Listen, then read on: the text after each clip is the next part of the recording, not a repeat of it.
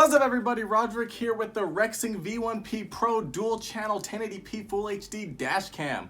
Woo! That's a mouthful. I also have the optional suction cup mount, which allows you to mount it to your windshield instead of using the sticky 3M adhesive in case you want to remove it later. Like I said, this dash cam is a dual cam setup, so it has the front and rear cameras. Both can record at 1080p 30 frames per second at the same time. That way you can get two angles of the action in case something goes down. Both cameras have a 170-degree wide-angle field of view so you can see a lot more. The front main camera is a 2.4-inch screen so you can look at footage, change settings, do whatever you want. But there's also an app for your phone so you can connect to it with Wi-Fi and just do all that on there instead. As with any good dash cam, when the memory card gets full, it overwrites the older recording so you never run out of space. You can always choose the lock files and they automatically lock if it detects an impact. That way those files will always be saved for your future reference. It even has a built-in GPS so it can lock your speed and your location onto the video file. That way you'll always know all the details. It uses a built-in supercapacitor instead of a battery, so that way there's no risk of explosion, and it can withstand extreme temperatures from -20 degrees Fahrenheit all the way up to 176 degrees Fahrenheit. That's insane. The camera will automatically turn on with your car, but I would recommend hardwiring it to your car so it's always running even when you're parked. Let's take a look at what we got. Oh, really nice looking packaging. You can see the front and the rear camera. Built-in Wi-Fi and GPS locker. Awesome. V1P Pro. Oh, look at all those features though. We have some tech specs on the back as well as app support. Rexing dash cam with an 18-month warranty.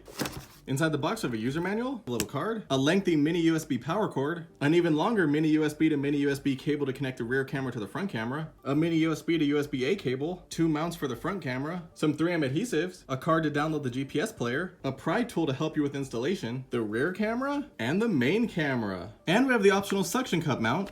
Oh, nice looking suction cup here. Definitely will get the job done. Taking a look at the main camera first, it is pretty bulky and big, although I do like how it's the stealthy design. On the front we have the lens, which you can angle as you need. Over on the right side we have the micro SD card slot as well as the power port and reset button. On the left side we have a GPS plug as well as a port to plug in the back camera. Then over on the bottom we have the 2.4-inch screen, the OK and emergency lock button, a navigation and record button, a power and screen toggle button, a navigation and mic button, and a menu and mode button. And then taking a look at the back camera, we have that 170-degree lens. You're able to rotate it as needed. We have a little switch here depending on which way you mount the camera. You can flip it upside down. On the left side we have the mini USB power port, and on the back we have an LED indicator light. I got the camera connected to some power so we can take a look at the screen.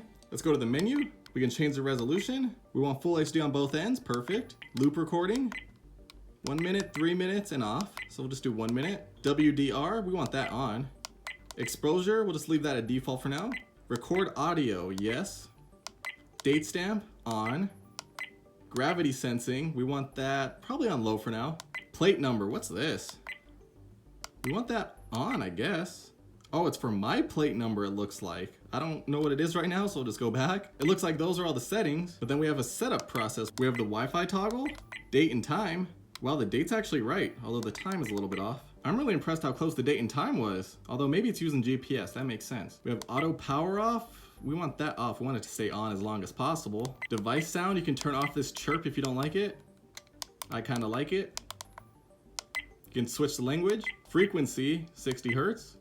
Screensaver, we want the screen to turn off after a minute, that way it's not distracting. Daylight savings, off, we don't have that here. GPS speed unit, we want miles per hour. We can set the time zone, format the SD card, and reset to default settings. As you can see, it shows both cameras picture-in-picture on the screen. You can press this to just turn off the screen. Alright, got most of the settings worked out on this end perfectly fine, no problems. I only have this plugged into a USB port right now, so it doesn't appear to be giving it enough power to turn on the Wi-Fi, because every time I do that, the camera turns off and turns back on without turning on the Wi-Fi. So I'm gonna have to get this set up in the car, plugged into some more power. We can turn the Wi-Fi on, go through the app, and then put this thing to the test. Got the camera mounted on the windshield. Looking good. Alright, now let's go into the settings. Turn on Wi-Fi.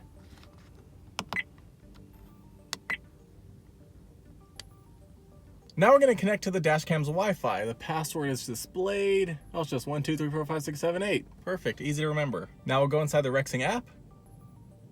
Let's see, sure, you can have my GPS. I guess you can have all this. I don't know why you need it, but sure, go ahead. You can have all of my permissions. And now connect.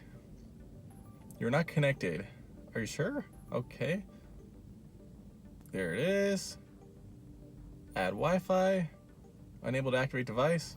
Okay, I see. It looks like you're supposed to be connected to the internet when you add the camera, so you can activate it or something. Not sure why, but you have to connect back to your regular internet, and make sure you're not connected to the camera's Wi-Fi when you do this. I guess I have to delete the network for the camera, then go back to the app, and then add the Wi-Fi. And it worked. We're connected. We have a live feed. Awesome. So now we got that full screen view. That's awesome. Looks good. Looks good. I can see both angles, and I mounted it perfectly fine. Awesome. Now let's see. What can we do in here? We can go to videos. It's stopping the recording. It's loading. And nothing happened. Videos? What's going on? Pictures? Videos? I think the app froze. The app crashed. Let's get it back open. Okay, let's connect. And we're back in again. Okay, now let's go to videos. Okay, getting the file list. Can't retrieve files. Retry. Retry. Okay, this is complicated. Okay, am I supposed to be on the Wi-Fi or... Okay, it took me back to my Wi-Fi, so I need to stay on the camera Wi-Fi. Connect. Okay, we're back with the live view again. Let's go to videos. Can't retrieve file. Why does it keep disconnecting me? Oh my gosh. Is the Wi-Fi still on the camera? Okay, connected. I got the Wi-Fi in the Wi-Fi now. Let's connect. We're in. Confirm. And then videos. Oh, we got it. So this is kind of complicated. I'm not sure what's going on. This hasn't never happened before, but you have to be connected to the internet, either on Wi-Fi or LTE or something. Go into the app first. It'll have you connect to the camera's Wi-Fi in there. And then after that, what you need to do so it doesn't keep kicking you off, maybe, because that's what's happening with me, go back to your phone's Wi-Fi, connect to the Wi-Fi for the camera through there, and then it'll save it up, and then you should be good to go when you go back in the app. Complicated, but I figured it out. And now we can look at the videos. We have the front and rear in separate files. Let's go to the front camera. Playing it. Awesome, okay. I mean, nothing's happening, but it's there. And then we can go to the back camera. Awesome, the quality looks really good too. I'm pretty impressed. And you can see how big the file is. You can hold down on it and download it to your phone. Doesn't look like you can lock it, but you can cut it up. Well, that's cool. You can cut it. You can add filters. Then on the main screen of the app, we can change the view. We can change the view, or maybe not. I don't know. It's not doing anything. Do I have to stop recording first? Yeah, the change view button isn't doing anything. You can switch to photo mode. I'm not really sure why, but then you can take a photo. Oh, did you hear that? I made a camera sound. And then it kicked me off. Let's connect back. Oh, no. Come on, we're connected. Okay, we're back in again. I can't change the view, but I can switch to photo mode. Let's see if I can do this time. And the app froze. Or no, it's still going. Photo mode.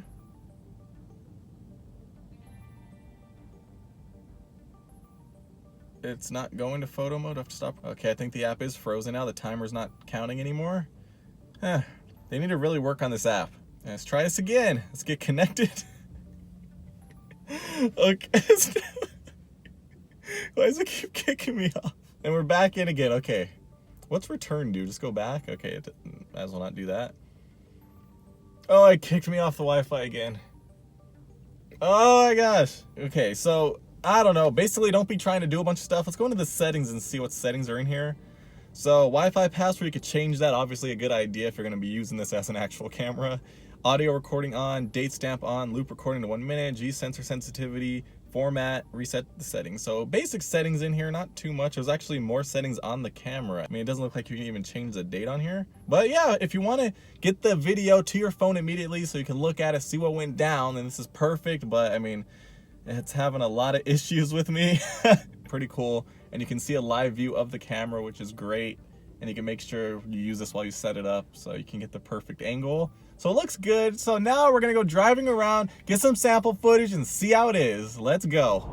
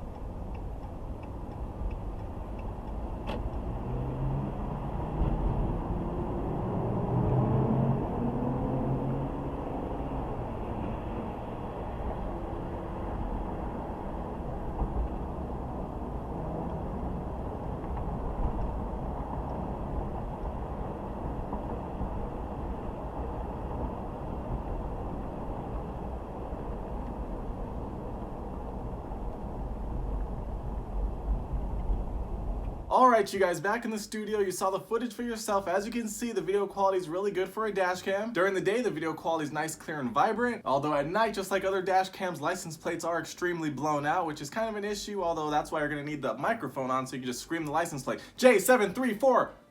I can never say random numbers and letters, I always mess up. Now when it comes to the app, it's better than nothing, although you guys saw I was having some trouble with it, and it's kind of buggy. I feel like they could improve the app vastly, and that would be amazing because that's kind of the only thing holding it back right now. But like I said, it's better than nothing because you can always get the footage on your phone. It just might take you a little bit of trial and error.